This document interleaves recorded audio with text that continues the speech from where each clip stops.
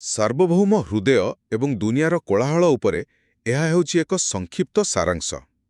ଜାଣିଛନ୍ତି, ଏହି କାହାଣୀଟି ସ୍ୱାମୀ ପ୍ରଣବାନନ୍ଦ ପୁରୀଙ୍କ ଦ୍ୱାରା ପ୍ରେରିତ ଆଉ ଏହାକୁ ଲେଖିଛନ୍ତି ମିସ୍ କୃଷ୍ଣା। ଏ କାହାଣୀ ଆମକୁ ଗୋଟେ ବହୁତ ବଡ଼ ପ୍ରଶ୍ନ ପଚାରେ। ଆମ ଜୀବନର ନିଷ୍ପତ୍ତି ପ୍ରକୃତରେ କିଏ ନିଏ?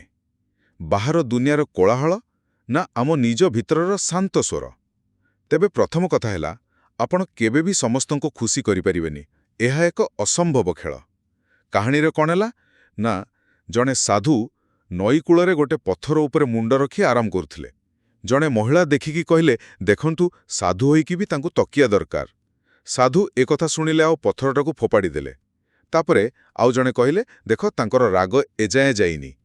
ତେବେ ଏଥିରୁ କ'ଣ ବୁଝିଲେ? ଆପଣ ଯାହା ବି କରନ୍ତୁ, ଲୋକେ କିଛି ନା କିଛି କହିବେ ହିଁ କହିବେ। ଆଉ ଦ୍ୱିତୀୟ କଥା ହେଲା, ପ୍ରକୃତ ସମସ୍ୟା ଲୋକଙ୍କ କହିବାରେ ନାହିଁ। ସମସ୍ୟା ହେଉଛି ଆମେ ସେମାନଙ୍କ କଥା ଶୁଣୁଛେ। କାହାଣୀର ଶେଷରେ ସେହି ମହିଳା ଜଣକ ସାଧୁଙ୍କୁ ବହୁତ ବଡ଼ କଥାଟିଏ କହିଲେ। ସେ କହିଲେ, ପ୍ରକୃତ ଭୁଲ ଲୋକଙ୍କ କମେଣ୍ଟରେ ନାହିଁ, ଭୁଲ ହେଉଛି ଆପଣ ଏବେ ବି ସେମାନଙ୍କ କଥାକୁ ଏତେ ଗୁରୁତ୍ୱ ଦେଉଛନ୍ତି। ଏଇଠି ଆମକୁ ବାଛିବାକୁ ପଡ଼ିବ, ଆମେ ବାହାରର କୋଳାହଳ ଶୁଣିବା ନା ନିଜ ଭିତରର ଶାନ୍ତି। ମନେ ରଖନ୍ତୁ, ଆପଣ କେବଳ ଗୋଟିଏକୁ ହିଁ ଖୁସି କରିପାରିବେ, ଏ ଦୁନିଆକୁ ନହେଲେ ନିଜ ଆତ୍ମାକୁ। ତେବେ ଶେଷରେ ଏତିକି କହିବି, ନିଜ ହୃଦୟର କଥା ଶୁଣିବା କେବଳ ଗୋଟେ ଆଧ୍ୟାତ୍ମିକ ପରାମର୍ଶ ନୁହେଁ, ବରଂ ଆଜିର ଏହି ଡିଜିଟାଲ ଦୁନିଆରେ ନିଜର ମାନସିକ ଶାନ୍ତି ବଞ୍ଚା ରଖିବାର ଏକମାତ୍ର ଉପାୟ।